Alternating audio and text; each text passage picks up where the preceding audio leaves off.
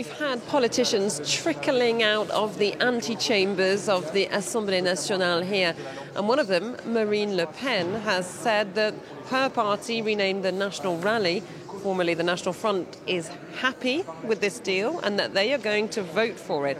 So that perhaps a worrying sign for some left-leaning members of Emmanuel Macron's party's centrist party. They'd been expressing concerns about this, about the hardline nature, saying that it had been driven further and further to the right.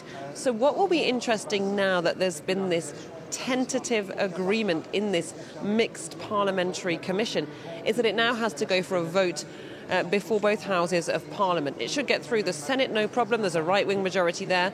But the real issue will be what will happen later on tonight here in the lower house of Parliament, because there is a chance perhaps that it might not pass because there are said to be several dissenting members of Macron's own ruling party. How many of them will abstain? How many of them will vote against? It'll be really interesting to see that when we get the detail of exactly what is in this text. But we know that left-wing parties here in France are up in arms. They've called it a shipwreck. They accuse the ruling party of caving in to the far right.